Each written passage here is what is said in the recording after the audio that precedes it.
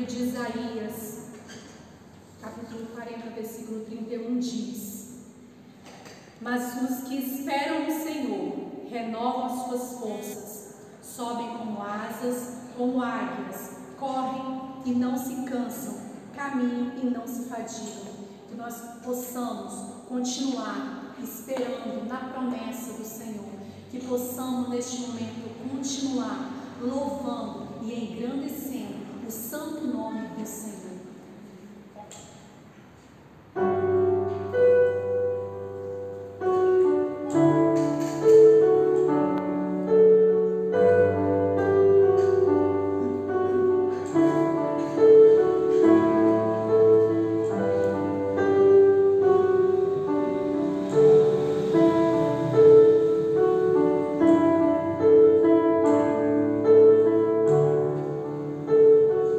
Mesmo na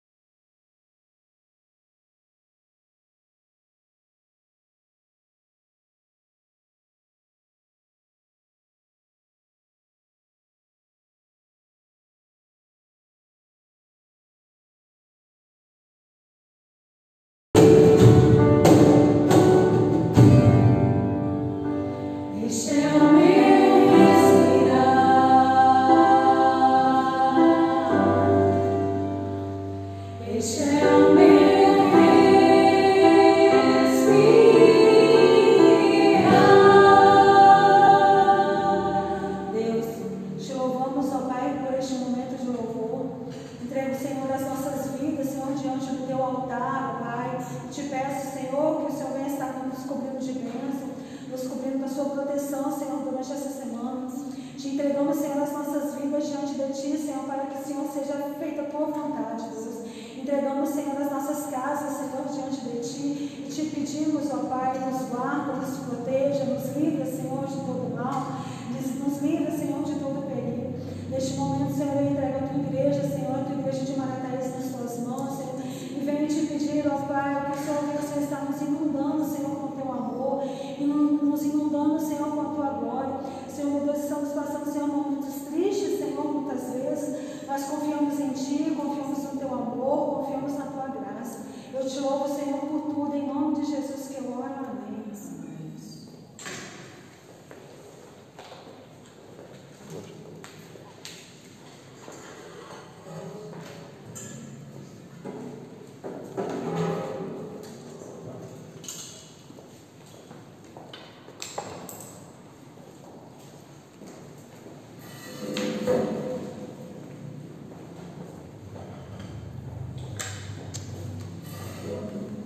Boa noite, meus irmãos, que a graça, a paz e a misericórdia do Senhor seja abundante, sejam abundantes sobre a sua vida em Cristo Jesus. Nosso desejo nesta noite é que o Senhor aceite o nosso culto, o nosso louvor, a nossa adoração, e enquanto nós bendizemos ao nome do Senhor, nosso desejo é que o Espírito do Senhor fale com a sua igreja, fale conosco quanto família da fé, quanto povo, como ovelhas compradas, lavadas e remidas pelo sangue do Cordeiro. Este é mais um dia que o Senhor fez, por isso nós nos alegramos e nos regozijamos diante da presença do Deus que é vivo, que é verdadeiro e que é inteiramente digno de toda honra, de toda glória e de todo louvor. Antes de meditarmos na palavra do Senhor, nós vamos nesse instante orar, dando graças pela provisão, pelo sustento, pela nossa vida financeira, e ao mesmo tempo vamos depositar diante do Senhor em oração os dízimos e ofertas que foram enviados ao longo da nossa semana. O salmista no Salmo 103, no verso 1, verso 4 e no verso 5, ele diz assim: bendize, ó minha alma, ao Senhor, e tudo que há em mim, bendiga o seu santo nome. Verso 4 e verso 5: quem da cova redime a tua vida e te coroa de graça e misericórdia, quem farta de bens a tua velhice, de sorte que a tua mocidade se renova como a da águia. Nada do que nós produzimos é mérito nosso. Embora você tenha um trabalho, embora você seja inteligente para executar o seu trabalho, embora você se esforce em estudar, embora você se esforce em aperfeiçoar a sua grade curricular, tudo aquilo que você tem, tudo aquilo que você possui é fruto primeiramente da fidelidade, do cuidado, da ação da graça, da misericórdia e da fidelidade do Senhor em Cristo Jesus. Nós temos a nossa parcela de contribuição, mas não se esqueça sempre da oração do rei Davi: tudo vem de ti e das tuas mãos tu damos. Por isso o rei Davi, ele diz: é o Senhor quem redime a sua vida, é o Senhor quem coroa a sua vida de graça e de misericórdia, mas é o Senhor também que farta a sua velhice, de sorte que a sua mocidade se renova como a da águia. Se ao longo do mês que se findou, o mês de maio, se já no princípio de junho você tem podido trazer perante o altar do Senhor o seu dízimo e a sua oferta, não se esqueça que é fruto da fidelidade, é a manifestação da graça e da misericórdia do Senhor com a minha vida e com a sua vida em Cristo Jesus. Por isso, nesse instante, nós vamos dar graças orando, e ao mesmo tempo nós lembramos a IPM: se você precisar do auxílio da tesouraria ou de algum outro membro do conselho da igreja para ir à sua casa buscar o dízimo ou te auxiliar na entrega do dízimo, entre em contato conosco, conforme algumas pessoas têm feito. Caso seja necessário, perdeu o contato da conta, entre em contato com a nossa tesoureira, que ela te fornece todos os dados. Nesse instante, feche os seus olhos e vamos render graças, porque o Senhor tem sido fiel em cuidar das nossas dispensas e da nossa vida física e espiritual. Deus querido, nós queremos nessa noite, em nome de Jesus, agradecer a bênção do trabalho, agradecer a bênção da provisão, a bênção da saúde, a bênção da inteligência, agradecer porque o Senhor tem suprido por meio de Cristo cada uma das nossas necessidades. Nós agradecemos e engrandecemos o nome do Senhor, porque a palavra do Senhor, embora tenha sido escrita há tantos anos atrás, ela continua sendo fiel, ela é fiel, porque ela revela o nosso Deus, que é fiel e imutável, o Deus que não existe sombra alguma de mudança no seu caráter. E a palavra do Senhor mesmo declara: ó, provai e vede que o Senhor é bom, bem-aventurado o homem que nele se refugia. É a palavra do Senhor que declara de que por meio de Cristo o Senhor supriria cada uma das nossas necessidades. Mas nós não podemos nos esquecer de que o Senhor requer de nós o princípio da fidelidade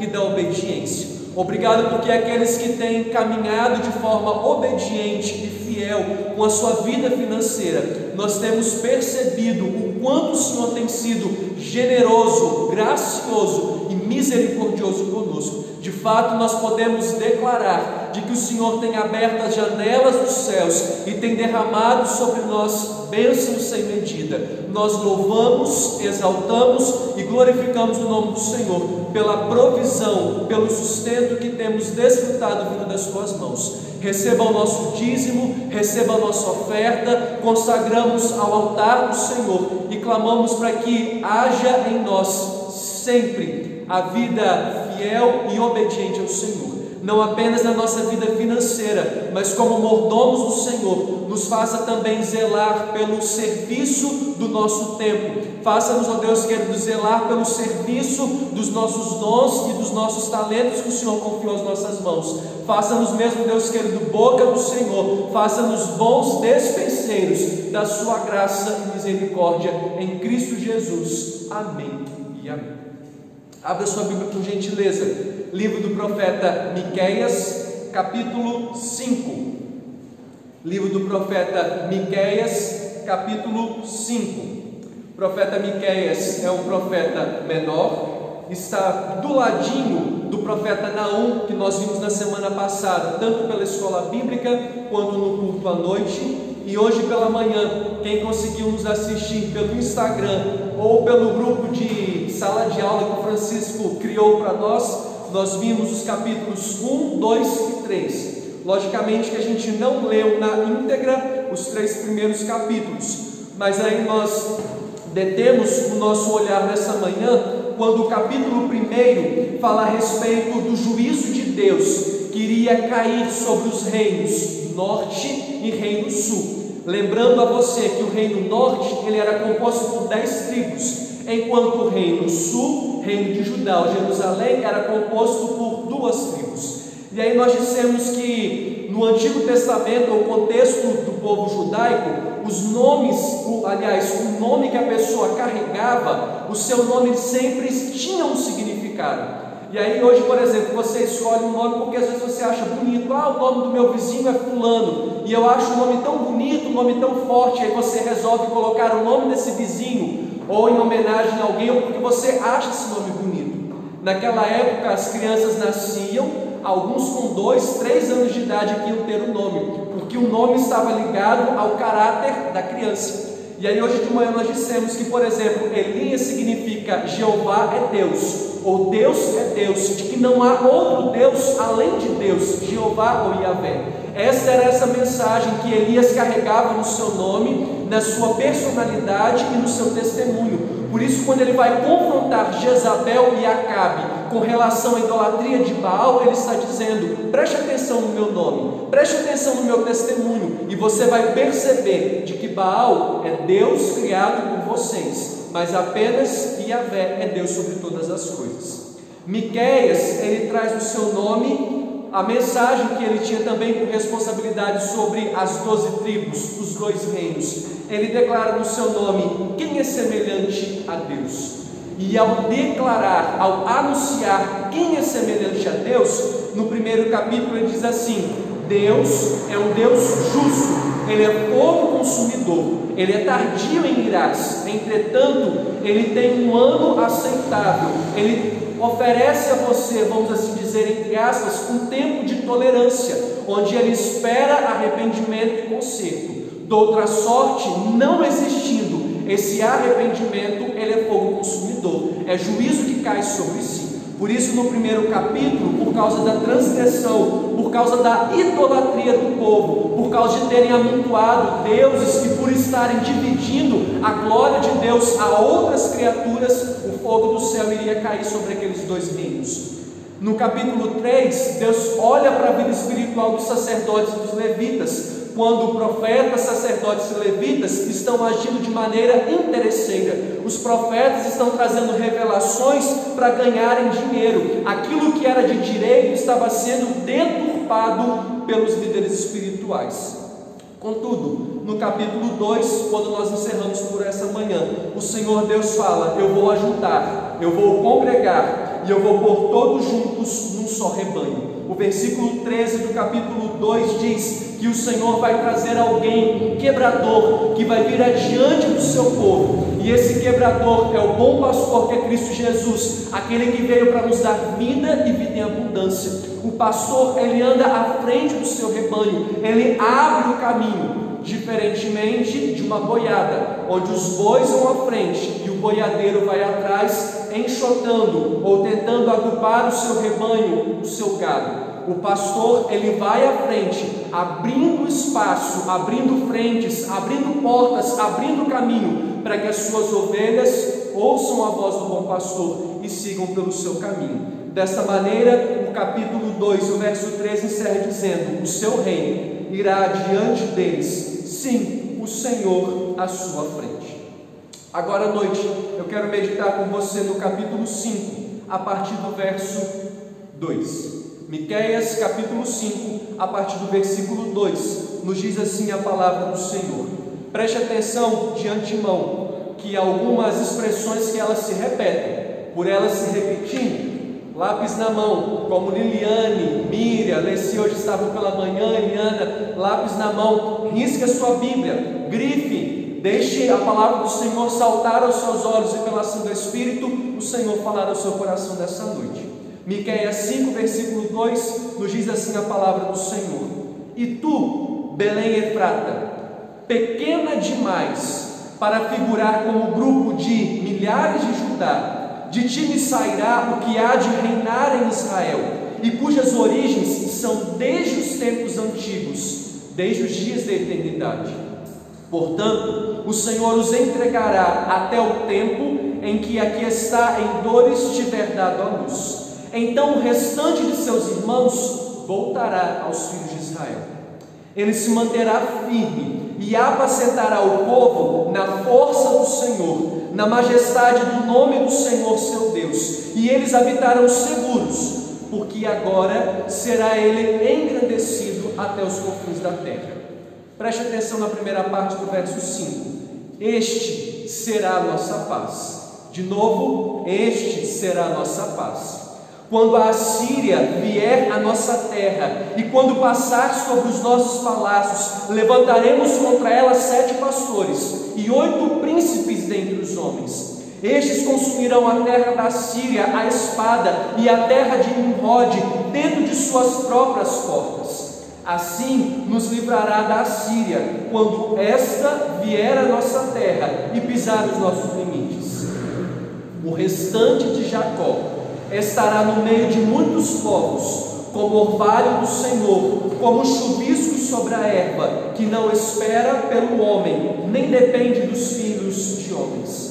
O restante de Jacó estará entre as nações, no meio de muitos povos, como um leão entre os animais das selvas, como um leãozinho entre os rebanhos de ovelhas, o qual, se passar, as pisará e despedaçará, sem que haja quem as livre.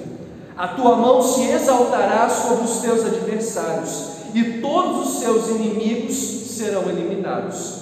E sucederá naquele dia, diz o Senhor, que eu eliminarei do meio de ti os teus cavalos, e destruirei os carros de guerra. Destruirei as cidades da tua terra, e deitarei abaixo todas as tuas fortalezas. Eliminarei as feitiçarias das tuas mãos, e não terás adivinhadores. Do meio de ti eliminarei as tuas imagens de escultura e as tuas colunas, e tu já não te inclinarás diante da obra das tuas mãos. Eliminarei do meio de ti os teus postes ídolos, e destruirei as tuas cidades. Com ira e furor tomarei vingança sobre as nações que não me obedeceram. Feche os seus olhos nesse instante e vamos juntos clamar para que o Senhor fale ao nosso coração. Deus, em nome de Jesus, nós queremos clamar mesmo pela ação do Teu Santo Espírito sobre a nossa mente e o nosso coração. Nosso desejo nesse instante é para que a Tua Palavra venha ao encontro do nosso coração e, em nome de Jesus, fale de maneira clara e poderosa a nossa vida para a glória do Senhor. Remova do meio de nós qualquer tipo de entretenimento, qualquer coisa que possa nos dispersar nesse instante. Em nome de Jesus, cative os nossos olhos, o nosso coração e mantenha os nossos ouvidos abertos à Tua voz. Clamamos em nome de Jesus pela nossa transmissão, clamamos, ó Deus, pelo sinal de internet da nossa igreja e dos nossos irmãos dentro da nossa casa, de maneira, Deus querido, que de forma compreensiva chegue a palavra do Senhor em cada casa, em cada pessoa que nesse instante para das suas atividades para cultuar e para ouvir ao Senhor. Fale conosco, porque nós precisamos ouvir a voz do bom pastor e pelo Senhor sermos apacentados em o nome de Jesus. Amém e amém. O capítulo 1 e o capítulo 3 de Miqueias, eles falam a respeito do juízo que virá sobre os dois reinos, o norte e o sul. O capítulo 2, ele esboça, embora ele também fale a respeito de um juízo, mas nos versículos 12 e 13, ele traz uma ponta de esperança, de que virá alguém para quebrar o jugo sobre os dois reinos. Por isso o versículo 12 do capítulo 2 de Miqueias começa dizendo, certamente, ou seja, eu não tenho dúvida, eu tenho certeza, a plena convicção de que o Senhor vai restaurar os reinos norte e o reino sul. No capítulo 5 fica muito clara a maneira como a restauração vai acontecer. E aí hoje pela manhã nós dissemos isso. Em outros textos anteriormente nós também dissemos isso. No Salmo 126, quando o salmista diz, restaura, ó Deus, a nossa sorte como as torrentes do Negueb. Nós dissemos que a obra da restauração não é apenas algo da parte de Deus. A restauração, ela tem o seu pontapé inicial como a ação do Espírito de Deus. É o Espírito que impulsiona o nosso coração, é o Espírito que abre a nossa mente, o nosso coração, nos fazendo a enxergar a necessidade de um avivamento, de uma restauração, de voltarmos às práticas das primeiras obras, de um conserto, de uma vida nova, de ajustar a vida espiritual aos pés do Senhor. Contudo, a restauração não é apenas um caminho único, podemos dizer que é uma via de mão dupla. O Espírito nos visita, o Espírito nos dispõe, o Espírito incomoda a sua igreja a uma restauração. E o homem, o cristão, o filho do Altíssimo, aquele que já é nova criatura, não simplesmente se dispõe a viver a restauração, mas ele trabalha arduamente para que a restauração aconteça. Em Mateus 5, perceba que as escrituras, a profecia de Miqueias, ela aconteceu 700 anos antes da vinda de Cristo. Miqueias está anunciando 7 séculos, 700 anos, arredondando logicamente a conta, um pouquinho para menos, da vinda do Messias. Mesmo tendo todo esse tempo, o capítulo 5, o versículo 2 diz assim, e tu, Belém Efrata, pequena demais para figurar como grupo de milhares de Judá, de ti me sairá o que há de reinar em Israel, e cujas origens são desde os tempos antigos, desde os dias da eternidade. O versículo 2, ele é riquíssimo, e ele traz, desculpa a expressão, um eito de informações interessantes para nós. Nós estudamos o livro de Ruth, nos dias de Elimeleque, na casa de Belém. Em Belém acabou o pão. os fornos da padaria ficaram frios, e por conta da fome, Elimeleque foi com sua família para as terras de Moabe. Capítulo 5 de Miqueias 2 diz que: e tu, Belém Efrata, na casa de Belém voltará os fornos da padaria serem aquecidos, e o pão da vida que desce do céu e que vem ao encontro do homem para trazer a restauração espiritual, vai nascer, vai raiar, vai surgir exatamente de um lugar onde por um pouco de tempo houve a escassez do pão. Miqueias é redundante nesse texto, porque ele diz assim: e tu, Belém Efrata. Tanto Belém quanto Efrata significam casa de pão. Efrata é um termo em aramaico, Belém é um termo em hebraico, e ambas as palavras dizem assim: casa de pão, casa de pão. Miqueias está dizendo assim: na casa de pão, sim, na casa de pão, que é um lugar pequeno demais, um lugar longínquo, um lugar onde possivelmente coisas grandes e extraordinárias poderiam acontecer, já que é uma cidade, um lugarejo muito pequeno. Mas desse lugar, da casa de pão, eis que virá o maná que desce do céu, o pão vivo que será apresentado aos homens, para de uma vez por todas saciar a fome do povo de Deus. Em João 6, nos versos 33 e 35, não precisa de abrir a sua Bíblia, apenas ouça o que diz a palavra do Senhor. Em João capítulo 6, verso 33 e verso 35 dizem assim: porque o pão de Deus é o que desce do céu e dá a vida ao homem.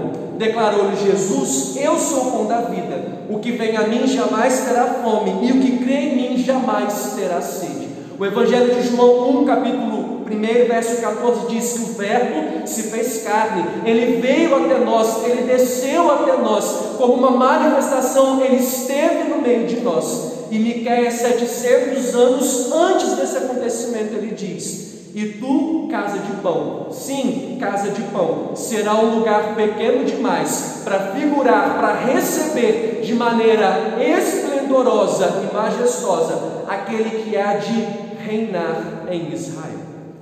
Perceba que homens tomaram o reino de Israel e o reino de Judá. Homens assumiram o trono, contudo eram homens falhos. Por isso a monarquia, tanto do reino sul quanto do reino norte, ela tinha os seus altos e baixos. Dependendo do caráter do rei, o povo de Israel vivia em tempos altos espiritualmente. Dependendo do caráter do rei, como Manassés, por exemplo, o povo vivia em calamidades. Como, por exemplo, nos dias de Acabe, o povo viveu em completa idolatria. Como nos dias de Jeroboão, onde Jeroboão não queria que o povo voltasse para Jerusalém para oferecer nos dias de Jeroboão. Então ele disse: façamos 2 bezerros de ouro, um para Dan e outro para Berseba. Nos 2 extremos do meu reino, bezerros serão colocados, altares serão levantados, de maneira que o Senhor não mais vai receber a glória devida ao seu nome.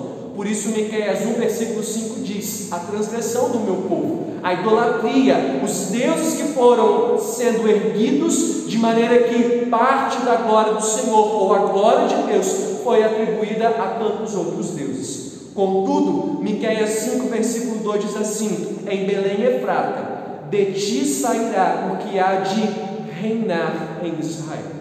O livro de Apocalipse declara que aquele que reina é o Rei dos Reis e é o Senhor dos Senhores. Perceba que haveria de vir alguém para reinar. O Cristo, o Rei dos Reis, o Senhor dos Senhores, ele já veio e hoje ele reina majestosamente. O trono, o altar, a cadeira nos santos dos santos na eternidade, ela não está vazia, ela não está sem alguém assentado. O Senhor continua reinando majestosamente. E como já dissemos isso em vários cultos nossos, se há alguém reinando, se Deus permanece sentado reinando, se Cristo está reinando, se o trono não está vazio, isso traz paz ao meu coração, em saber de que aquele que reina, que é soberano, está conduzindo a história a um fim glorioso, até que Cristo volte e nos faça reinar na eternidade juntamente com Ele, quando todos os nossos inimigos serão postos por estrado dos pés daquele que é o Rei dos Reis e é o Senhor dos Senhores. Miqueias 5, versículo 2 diz: aquele que vai reinar, ele tem suas origens desde os tempos antigos, desde os dias da eternidade. Apocalipse, capítulo 22, não precisa de abrir, Apocalipse 22, versículo 13 diz assim: eu sou o Alfa e o Ômega, o primeiro e o último, o princípio e o fim. Aquele que está sentado no trono, aquele que continua reinando soberanamente, ele é o início e o fim, ele é o primeiro e ele é o último. Aquele que reina, ele não é uma criatura como eu e como você. Por isso, se ele não é uma criatura, mas sim o Criador e o Salvador, nós perdemos o controle das situações. A agenda não é traçada pela nossa vontade. Para nós, às vezes, parecem existir coincidências ou atropelos, mas aquele que está sentado no trono, ele é o princípio e ele é o fim. Ele é o primeiro, ele é o último. Diz o texto que ele existe desde os dias da eternidade.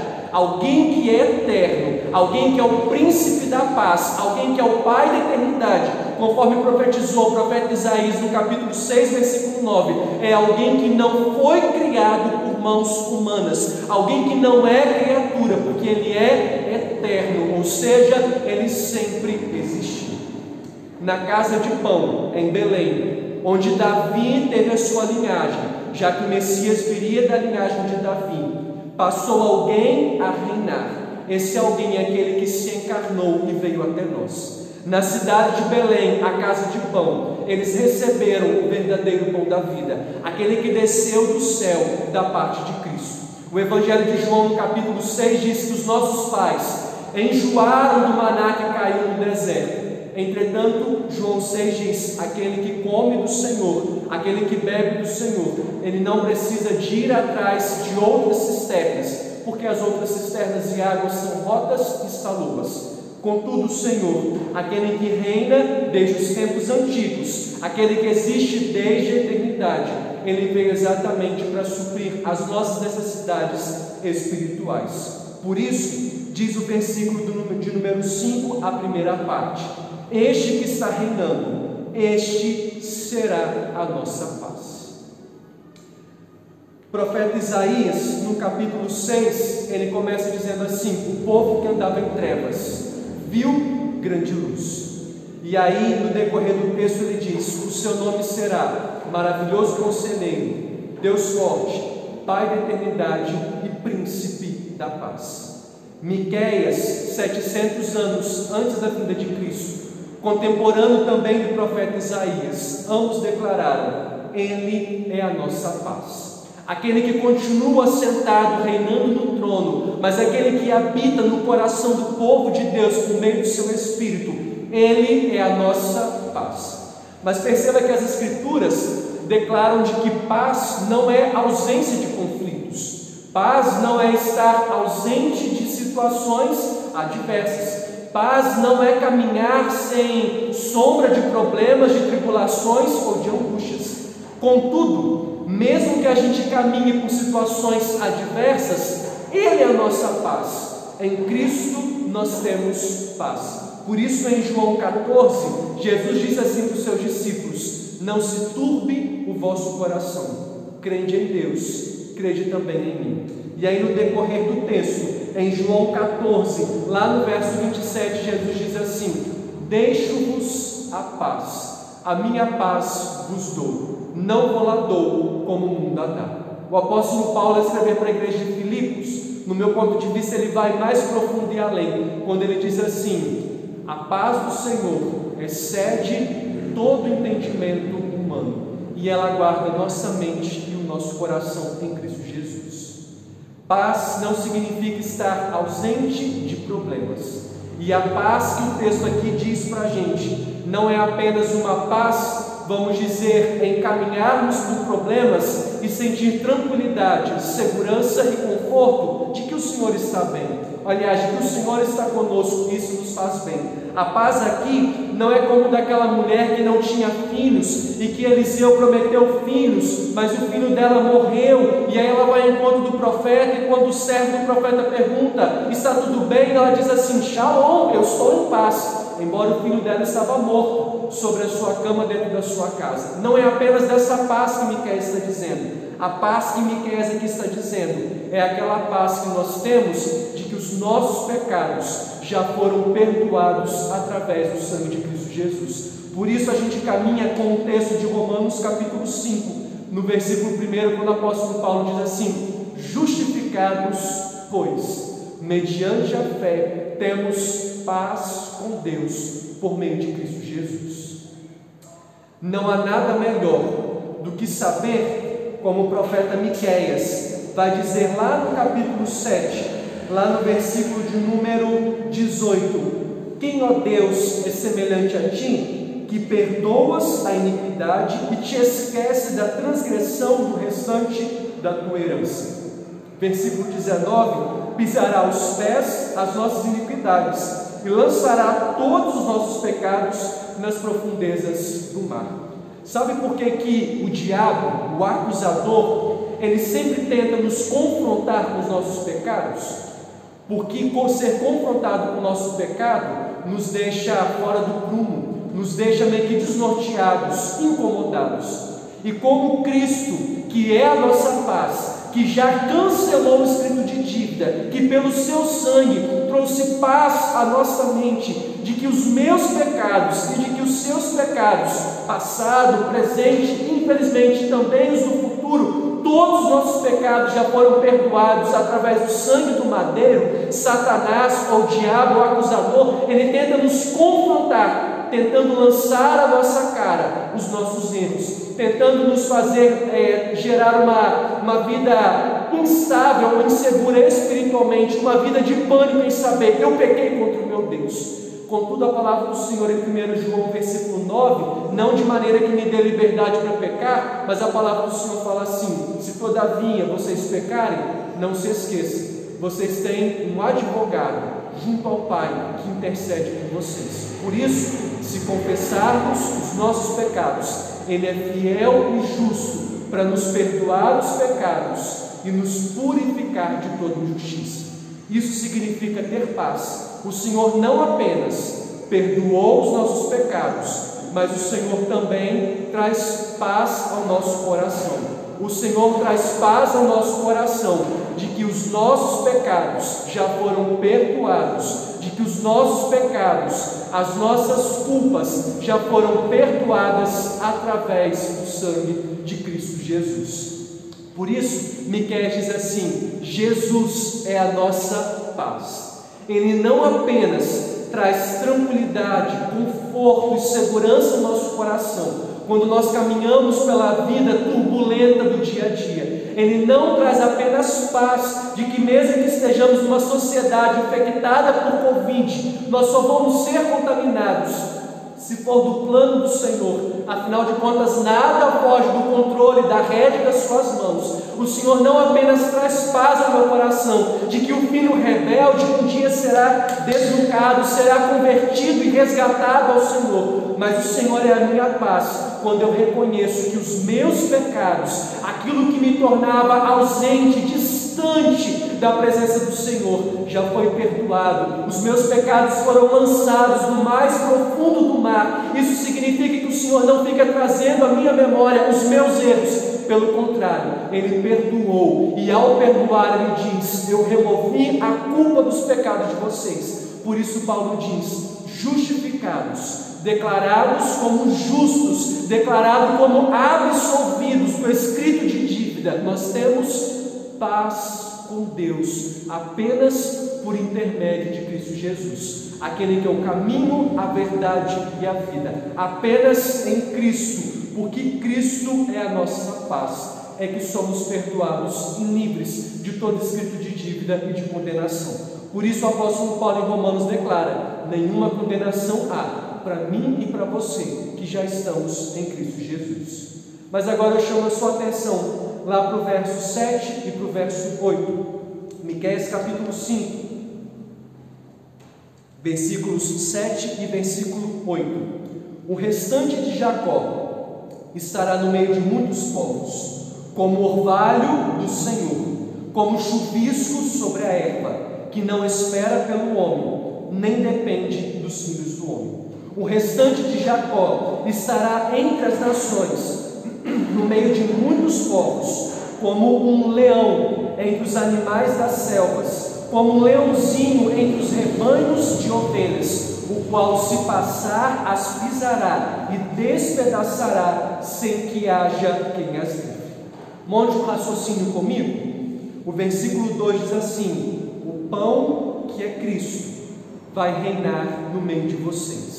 O pão do céu vai descer até vocês. O pão que é Cristo já veio. O versículo 5 diz assim: Ele é a nossa paz. Eu e você já ouvimos a boa notícia. Aliás, não posso deixar de lembrar a você o texto de Lucas 2, versículo 11, quando os pastores foram surpreendidos com a mensagem do anjo: na cidade de Davi, Belém, vos nasceu o Salvador, que é Cristo Jesus. O maná nasceu, na casa de Belém, Efrata, o pão apareceu, e ele veio para nos dar paz. Ele cancelou o escrito de dívida, ele nos perdoou, e pelo seu sangue nos fez novas criaturas. Mas o versículo 7 e 8 diz quem eu e você somos depois que experimentamos a Cristo Jesus. Perceba que há uma repetição. Os dois versículos começam assim: o restante de Jacó, o restante de Jacó. E eu chamo a sua atenção para a palavra restante, porque restante quer dizer o remanescente. Não todos, mas o remanescente. Apenas uma parte se converteu dos seus erros. Apenas uma parcela daqueles que ouviram a profecia de Miqueias é que deram credibilidade ao profeta que surgiu com o poder do Espírito, com força e com ousadia. Apenas um remanescente, apenas um restante, apenas uma parcela.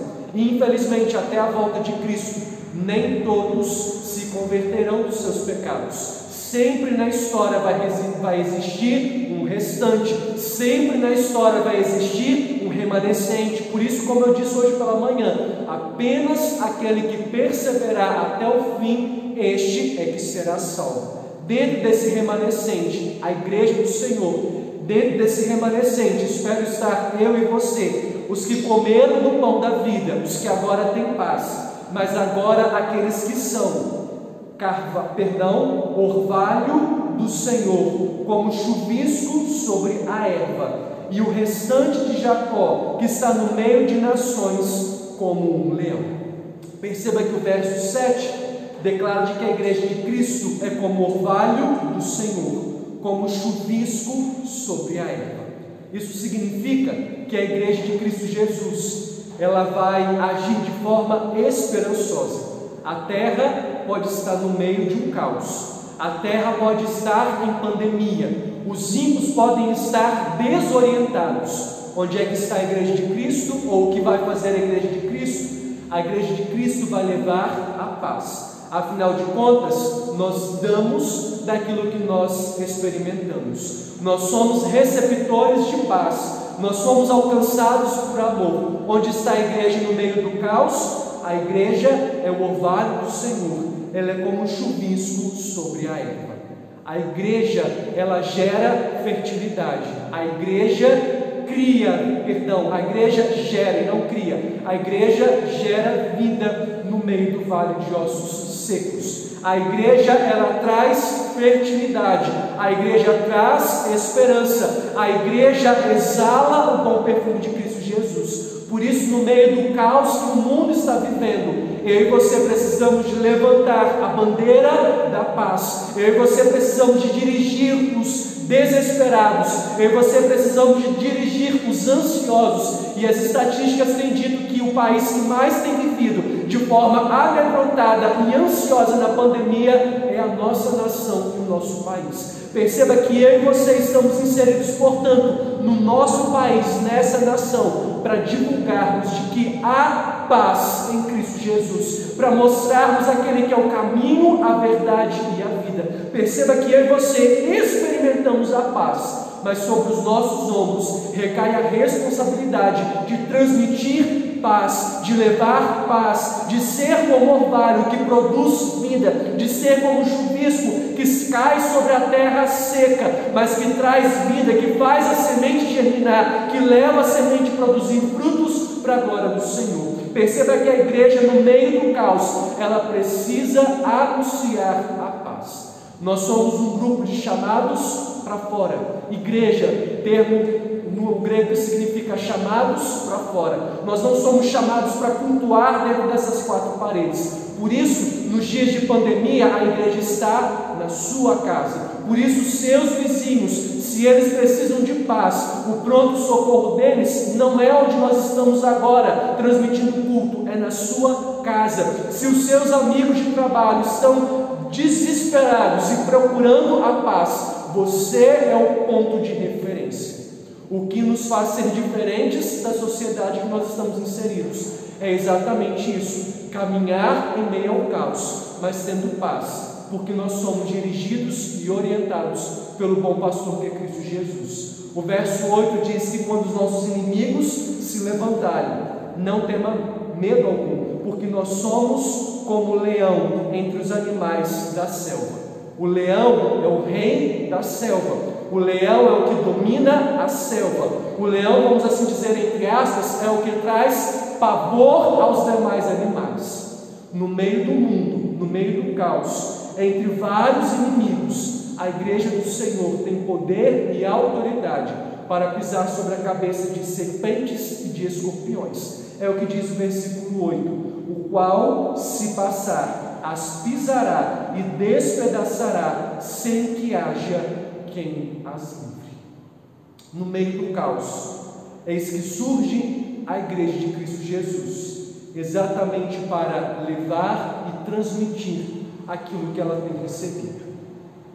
Contudo, se o mundo tem corrido até nós e não tem encontrado pão, isso significa que na nossa casa, nós, casa de pão, ou nós, igreja, não temos vivido, ou talvez nem mesmo sejamos a igreja de Cristo Jesus. Perceba que se o ímpio, perceba que se o meu vizinho, atribulado, ele não encontra paz na convivência comigo, no meu testemunho e com aquilo que eu anuncio, isso deveria gerar um questionamento no meu testemunho, em quem eu sou. Porque uma vez que aquele que deveria reinar já reinou, ele se tornou para nós a nossa paz, ele nos alcançou, hoje eu e você somos a esperança para aqueles que estão vivendo em meio ao caos. A igreja, ela não deveria ter medo de pandemia. A igreja não deveria ficar amedrontada pelos ventos que sopram com grandes desgraças. A igreja não deveria ficar desorientada ou preocupada com o crescente número dos infectados. Quando eu digo preocupada, eu não estou dizendo que a igreja não deva fazer as suas precauções, a máscara, limpar as suas mãos, manter a sua casa higienizada. Não estou dizendo de precauções, eu estou dizendo que a igreja não pode viver atribulada, porque se nós temos paz, eu preciso caminhar e demonstrar de que eu estou seguro com Cristo Jesus. Por isso, se você, meu irmão, em meio às tribulações, tem andado desesperado, não tenha dúvida, há algo que espiritualmente precisa ser ajustado na sua intimidade com o Senhor. Talvez você seja crente, mas um crente que está vivendo muito distante das Escrituras, que não busca a palavra do Senhor, ou um crente que não tem vivido o veículo de comunhão, oração. Afinal de contas, quando nós oramos, o nosso coração desarma, a gente se expõe diante do Senhor, a gente se rasga e o Espírito nos inunda com a paz. Deixo-vos a paz, a minha paz vos dou. No meio do caos, eis que surge a Igreja de Cristo Jesus, não apenas para transmitir, mas para levar paz. Por isso, continuo batendo naquela tecla. Os nossos amigos precisam ser alcançados nesse período de pandemia por nós, a Igreja do Senhor. Não ore apenas pelos seus amigos incrédulos, não ore apenas pelos seus vizinhos, demonstre.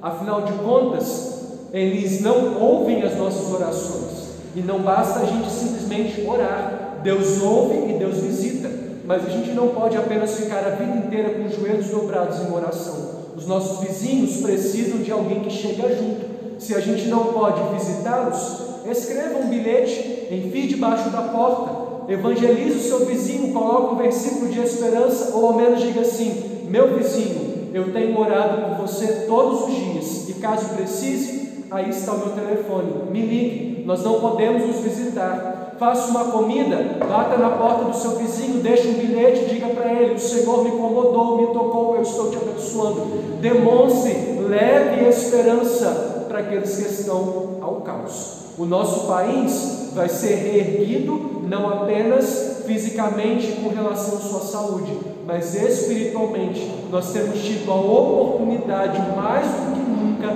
para lançar a semente e ver o cristianismo crescer. Em dias de caos, em dias de enfermidades, em dias de desespero, os corações estão muito mais abertos e sensíveis à palavra do Senhor do que quando tudo está indo muito bem. Por isso Salomão, inspirado pelo Espírito, ele disse assim: há muito maior aprendizado num funeral, num cemitério, do que num banquete ou numa festa de casamento. Não deixe a oportunidade escapar pelas suas mãos. Prega a palavra do Senhor a tempo e a fora de tempo. O pão nasceu, nós já temos comido desse pão, mas nós precisamos surgir como gota de esperança sobre aqueles que estão em caos. Feche os seus olhos nesse instante e nós vamos clamar. Vem à frente e ore, por favor, clamando ao Senhor para que disponha a Igreja de Cristo Jesus.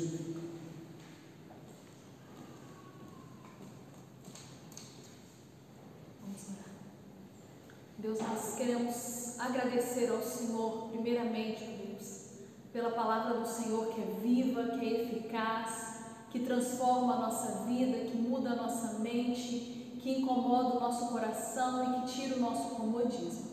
Nós queremos agradecer ao Senhor, ao Pai querido, porque o Senhor corrige a quem o Senhor ama. E se essa palavra, Pai, confrontou o nosso coração e trouxe correção para a nossa vida, é porque o Senhor nos ama. Obrigado. É porque o Senhor quer que a gente cresça. É porque o Senhor quer que nós sejamos mais parecidos com o Senhor. É porque o Senhor quer, Pai querido, nos usar mais como vasos, como instrumentos, e para isso o Senhor precisa parar as nossas arestas e retirar de nós aquilo que não provém de Ti. Por isso, ó Deus, em nome de Jesus, assim como a Tua palavra diz: conhecereis a verdade e a verdade vos libertará. Que a Tua palavra venha realmente nessa noite libertar o nosso coração de todo medo. Que a Tua palavra venha libertar o nosso coração de toda ansiedade. Que a Tua palavra venha libertar o nosso coração de toda inquietação que não produz fruto de paz sobre a nossa vida. Deus, em nome do Senhor Jesus, faça-nos canais de bênção aonde nós estamos. Faça da nossa vida, Pai querido, luz, sal. Faça da nossa vida, Pai, canais a transmitirem boas novas de salvação. Ó Deus, em um tempo onde tantos proclamam o caos, a destruição, a morte, ó Deus, profetas do caos, nós queremos ser profetas de vida. Nós queremos declarar paz. Nós queremos proclamar que o Deus dos céus, Ele controla, Ele governa soberanamente a história. Ele tem as rédeas na mão e nada foge do Teu controle. E a Tua palavra nos diz que todas as coisas vão cooperar para o nosso bem. Ainda que a gente não veja com os nossos olhos naturais, ainda que a nossa mente humana limitada nem sempre compreenda, nós queremos e devemos proclamar pela fé de que tudo isso está contribuindo para o nosso bem. É o que nós te pedimos em nome de Jesus. Amém. Carol, vem à frente. no nosso tempo de celebração da ceia do Senhor. Se você não souber esse hino de cor, hino de gratidão, abre o seu inário no hino 62. Bruno e Francisco, me ajudem com o aparador, por favor. Nós vamos colocar a mesa da celebração da ceia aqui à frente. Carol já vai começar o hino 62 e aí juntos nós vamos celebrar a ceia do Senhor.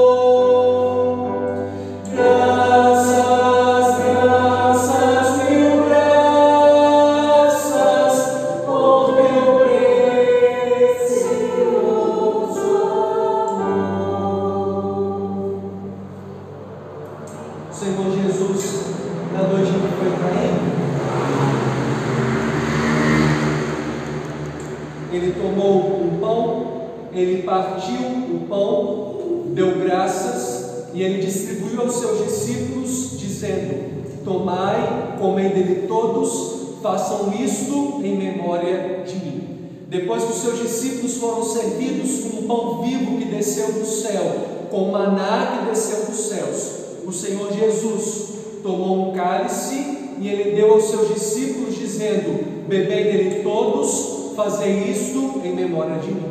O apóstolo Paulo, ao escrever para a igreja de Corinto, ele disse: todas as vezes vocês, irmãos meus, quando comerem o pão e beberem o cálice, vocês anunciarão a morte do Senhor até que ele venha. Contudo, a palavra do Senhor Deus declara que nós não estamos diante de um lanche da tarde, um café da manhã. Os elementos são elementos do cotidiano, pão e suco de uva. Os elementos são coisas que fazem parte do nosso lanche da tarde, do nosso lanche da manhã, do nosso almoço, do lanche da noite. Contudo, agora a igreja do Senhor, ela está diante de um banquete espiritual. E ao se assentar diante de um banquete espiritual, é necessário que as nossas vestes, primeiramente, tenham sido lavadas e remidas pelo sangue do Cordeiro, que é Cristo Jesus. Depois disso, é necessário que a igreja do Senhor esteja caminhando em santidade, em retidão e em justiça. Nós não podemos nos assentar à mesa do Senhor estando com vida de pecado. Nós não podemos estar assentados à mesa do Senhor e assentados com a mesa da idolatria. Por isso, a igreja de Corinto, ela foi confrontada pelo apóstolo Paulo, quando o apóstolo Paulo declara: não podemos comer e não podemos beber da idolatria e ao mesmo tempo do banquete do Senhor. Nós não podemos ir às festas da Diana, a deusa Diana. Nós não podemos sentar nos banquetes da idolatria, da prostituição, da imoralidade e ao mesmo tempo estarmos assentados no banquete da fé espiritualmente com Cristo Jesus. Por isso 1 Coríntios 10, versículo 31 diz: quer comais, quer bebais, quer façais qualquer outra coisa, façam tudo para a glória de Deus. Por isso o apóstolo Paulo, ao escrever para a igreja de Corinto, em 1 Coríntios 11, ele diz assim: antes de comer o pão e de beber o cálice, examine-se o homem a si mesmo. Olhe o homem para dentro de si. Olhe o pastor Marcos Paulo para dentro de si. E ao perceber de que tem condições de comer do banquete, se assente à mesa com o Senhor. Examine-se o homem a si mesmo. Faça o homem a sua autoavaliação. Não olhe para a esquerda, não olhe para a direita, não olhe para a vida do seu irmão. Ao estar assentado à mesa com o Senhor, olhe apenas para dentro de si, de ti mesmo. E ao olhar para dentro de si, coma do pão e beba do cálice. Pois aquele que come e bebe sem discernir o corpo, come e bebe juízo para si. A nossa igreja, nesses dias de pandemia, tem adotado a celebração da ceia dentro das nossas casas. Infelizmente, nós estamos impossibilitados de vir à igreja. E se nós não estivéssemos tendo a celebração da ceia dentro das nossas casas, nós já estaríamos ausentes do corpo de Cristo, desse sacramento, já pela terceira ou quarta celebração, se não me falha a memória. Desde o dia da Páscoa, nós estávamos impossibilitados de vir à igreja.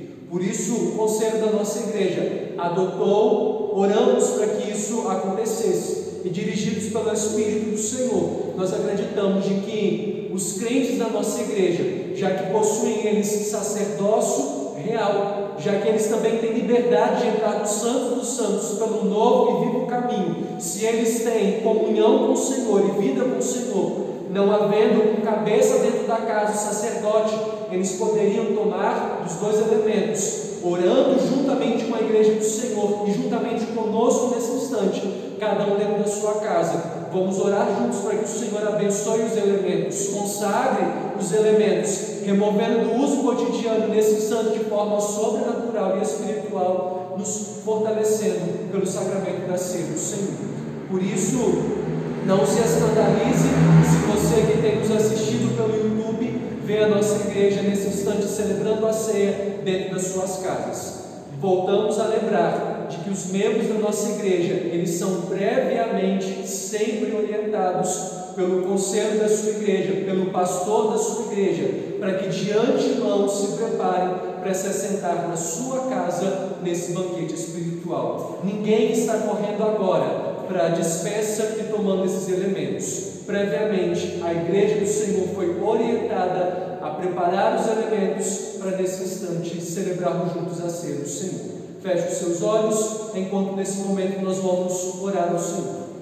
Deus bendito, nós glorificamos e exaltamos o nome do Senhor, porque um dia na nossa história, a graça do Senhor foi derramada sobre nós, e de forma abundante, a graça do Senhor nos alcançou, nos perdoando e nos dando condições para nesse instante estarmos assentados à mesa com o Senhor.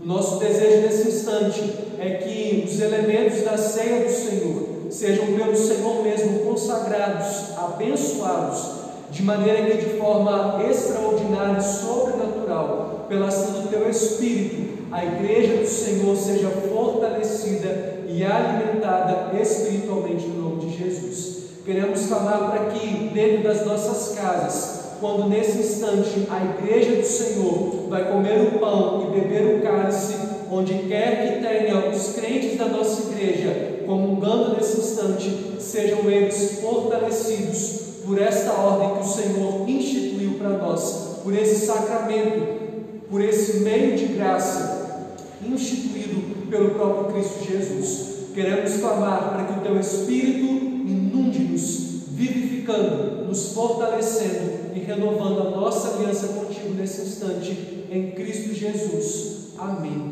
e amém. Enquanto você pega os seus dois elementos da sua casa E enquanto aqueles que estão conosco, que vão comer nessa noite, vindo aqui à frente, Carol ainda vai tocar mais uma estrofe, e aí juntos vamos comer e beber da ceia do Senhor.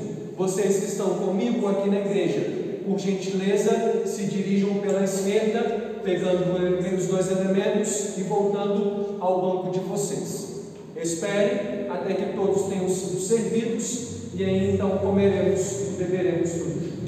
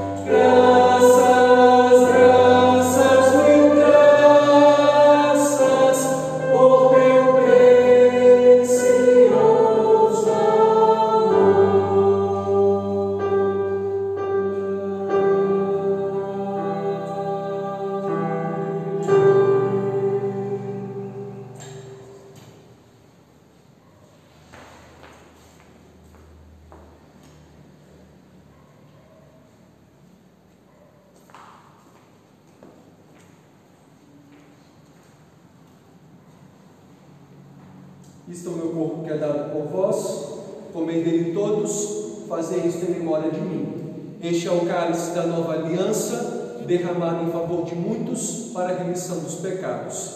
Bebei dele todos, fazei isto em memória de mim. Coma o pão e beba o cálice, pois Cristo é a sua paz.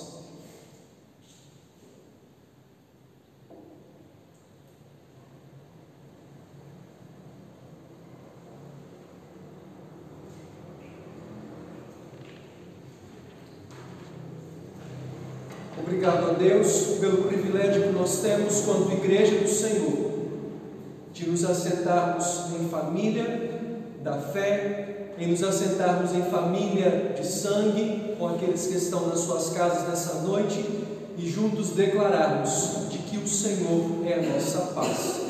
Aquele que não apenas caminha conosco trazendo consolo e conforto e segurança por meio do teu Espírito, o nosso ajudador e encorajador, mas aquele que nos trouxe a paz, quando sobre o madeiro levou o castigo que nos traz a paz. Obrigado, porque agora já nenhuma condenação há sobre aqueles que estão em Cristo Jesus, porque o escrito de dívida foi pago e cancelado pelo mérito de Cristo Jesus. Honra e glória ao nome de Cristo Jesus. Amém e amém. Fique de pé na sua casa, por gentileza. Carol vai voltar e nesse instante nós vamos orar ao Senhor e logo em seguida vamos encerrar com a bênção apostólica e com o amém tríplice. Carol tem nos auxiliado nesse nosso amém, trazendo parte da nossa no nosso inário e para os nossos cultos também. Feche os seus olhos nesse instante e ore ao Senhor, dando graças pelo dia de hoje e invocando a bênção do Senhor ao longo da nossa semana. Deus querido, nós agradecemos ao Senhor a oportunidade de cultuarmos e de servirmos o Senhor nessa noite. Nesse instante, a nossa oração é para que a boa mão do Senhor, para que a tua destra fiel permaneça sobre nós e sobre a igreja de Cristo Jesus, em nome de Jesus. Guarde o teu povo, guarde o teu rebanho e guarde a igreja do Senhor ao longo da nossa semana. A nossa oração é para que o Senhor continue nos mantendo firmados em Cristo. Como disse o salmista, nós declaramos nessa noite: firme, ó Deus, está o meu coração. Firme, ó Deus, está o nosso coração da igreja de Cristo Jesus. De maneira que ao longo dessa semana nos faça transmitir, nos faça levantar essa firmeza diante dos olhos daqueles que estão caminhando de maneira desesperada e ansiosa por meio dessa pandemia, desse caos. Ajuda-nos a levantar, ajuda-nos a transmitir, ajuda-nos a anunciar a boa nova de salvação para a glória de Cristo Jesus. E assim, queridos irmãos, que a graça do Deus eterno, o amor e a misericórdia de Cristo Jesus, a ação do consolo, o conforto e os dons do Espírito Santo do Senhor, seja sobre a Igreja Presbiteriana de Marataízes, mas seja também com todos os nossos irmãos espalhados sobre a face da terra até a volta gloriosa de Cristo Jesus. Amém e amém.